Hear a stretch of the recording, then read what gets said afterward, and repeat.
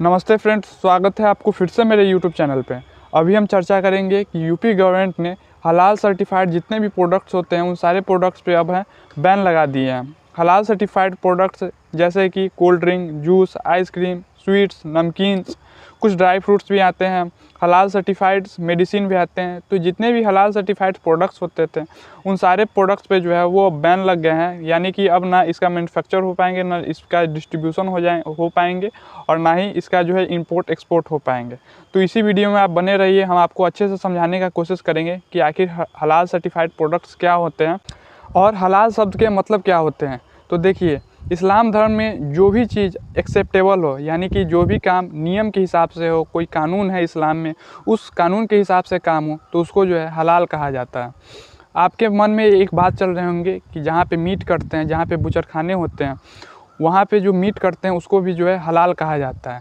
तो देखिए, ये बात भी सही है कि जहाँ पे मीट कटते हैं जैसे कि गोट हो गया, चिकन हो गया, उसको भी इस्लाम धर्म में हलाल कहा जाता है। तो उस हलाल का मतलब ये हो गया कि इस्लाम धर्म में एक नियम बनाया गया हुआ है, एक रूल्स बनाया गया हुआ है। उस रूल्स के हिसाब से भी जो है वो चिकन को काटा जा सकता है, गोट को काटा जा सकता है या फिर किसी अन्य जानवर को काटा जा सकता है।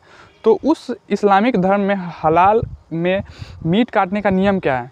तो मीट काटने का नियम यह कहता है कि किसी भी जानवर को अगर काटा जाए तो वो सामने से काटा जाए, यहाँ से काटा जाए, और जब तक उसका खून न निकल जाए तब तक उसका जो है मीट न तैयार किया जाए। और वो जो जानवर हो वो जिंदा जानवर हो और हेल्दी जानवर हो। ये नहीं कि मरा हुआ जानवर को उठा कर ले आएँ और काट दें। ये हलाल का असली मतलब नहीं हुआ। हलाल का असली मतलब ये हो गया कि कोई भी जानवर को काटिए तो उसको पहले सामने से यहाँ पे हल्का कटिंग कीजिए और उसके बाद जब पूरा ब्लड बाहर निकल जाए तो ब्लड बाहर निकल जाने के बाद उसको जो है पीस पीस टुकड़े में आप काट करके आप बेच सकते हैं या फिर खा सकते हैं। तो इसी को लेकर के सन 1974 में भारत में पहली बार हलाल सर्टिफिकेट आए थे। और यह हलाल सर्टिफिकेट जो लगते थे वो पैकेट किए हुए मीट के ऊपर लगते थे। इसका मतलब यह हो जाता था कि जो वो मीट तैयार हुए हैं वो पूरी तरह से इस्लाम के नियम को फॉलो करते हैं। और वो नियम यह है कि जो मीट कटे गए हैं वो सामने से यहाँ पे कट लगा करके कटे गए हैं। पूरा बॉडी से जब खून बाहर आ गए उसके बाद इसको पीस पीस में टुकड़ा डिवाइड किया गया है। और यह जो मीट है वो बिल्कुल हेल्दी और जीवित जानवर का मीट बनाया गया हुआ है। और यह हलाल सर्टिफिकेट उन्हीं पैकेज पे लगते थे। तो जितने भी भारत में मुस्लिम थे उनको यह भरोसा हो जाते थे कि यह जो मीट तैयार हुए हैं वो बिल्कुल हमारे इस्लाम धर्म को फॉलो करते हैं। लेकिन सन 1974 से लेकर के सन 1994 तक हलाल सर्टिफिकेट सिर्फ पैकेज किए हुए मीट पे ही लगता था।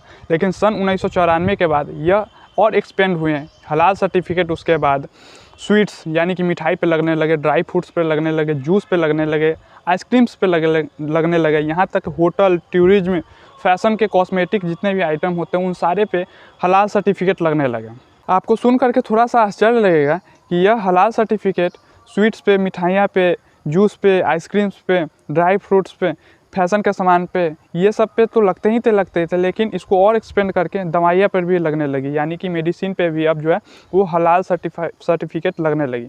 अब आपके मन में यह प्रश्न होगा कि दवाई पे हलाल सर्टिफिकेट कैसे लग सकते हैं और इसका क्या कारण है, क्या वजह है कि हलाल सर्टिफिकेट दवाई पे भी लगानी पड़ रही है। तो देखिए, कुछ दवाइयाँ ऐसे होते हैं जो कि सूअर के फैट से तैयार होते हैं, यानी कि पिग के अंदर के बॉडी से फैट निकाल करके और दवाइयाँ बनाई जाती हैं। लेकिन आपको यह चीज़ का जानकारी होगा ही कि इस्लाम धर्म में सूअर का मीट खाना एक तरह से पाप है। तो इससे बचने के लिए इस्लाम धर्म में जो है वो हलाल सर्टिफिकेट लगा दिया जाता है दवाइयाँ के ऊपर। और जिस दवाई के ऊपर हलाल सर्टिफिकेट लग जाते हैं इसका मतलब यह होता है कि यह इस्लाम धर्म में यह दवाई बिल्कुल कोई भी लोग खा सकते हैं। इसमें कोई भी गलत तरह का मटेरियल का इस्तेमाल नहीं हुआ और यह लोग देख करके संतुष्ट हो जाते हैं और वो दवाइयाँ खरीद करके खाते हैं। अब हम आते हैं अपने अंतिम पड़ाव पे, और अंतिम पड़ाव यह है कि आखिर कौन सा ऐसी कारण थी जिसके वजह से हलाल सर्टिफाइड प्रोडक्ट पे बैन लगानी पड़ गई और इसके बिक्री पे पूरी तरह से रोक लग गई है। तो देखिए, यूपी में एक केस फाइल हुई है और यह केस फाइल हुई है 4 अलग अलग प्राइवेट कंपनी पे। और यह 4 अलग अलग कंपनी वही है जो हलाल सर्टिफिकेट छोटे छोटे कंपनी को देती थी, जो प्रोडक्ट बना करके यह हलाल सर्टिफिकेट अपने प्रोडक्ट पे लगाते थे। तो वो 4 जो अलग अलग कंपनियां थी वो बिना चेक किए, बिना कोई जांच पड़ताल किए हुए वो फर्जी तरह से जो है हलाल सर्टिफिकेट सारे छोटे छोटे कंपनी को बांट देते थे और वो छोटे छोटे कंपनी अपने प्रोडक्ट के ऊपर हलाल सर्टिफिकेट लगा देते थे। हालांकि यूपी में यह बहुत ही गलत हो रहा था, क्योंकि फर्जी तरह से सारे छोटे छोटे कंपनी हलाल सर्टिफिकेट लेकर के अपने प्रोडक्ट के ऊपर हलाल सर्टिफिकेट का लोगो चढ़ा देते थे। अब हम बात करेंगे कि हलाल सर्टिफाइड कंपनी बैन हो गई है, तो फूड रेगुलेशन की जांच कौन करेगा। तो आपको जानकारी होगी ही कि हमारे भारत देश में फूड रेगुलेशन जो जांच होते हैं वो FSSAI, FSSAI और ISI के जरिए होते हैं। और जितने भी खाने पीने के आप आइटम देखते होंगे उन सारे खाने पीने के आइटम में आप FSSAI या फिर ISI सर्टिफाइड वहाँ पे लोगो आपको ज़रूर देखने को मिलेगी। तो लास्ट में हम आपसे एक रिक्वेस्ट करेंगे कि यह जो हलाल सर्टिफिकेट वहाँ पे बैन किए गए हैं यूपी में, आपको इस वीडियो के माध्यम से थोड़ा सा समझाने का कोशिश किए हैं।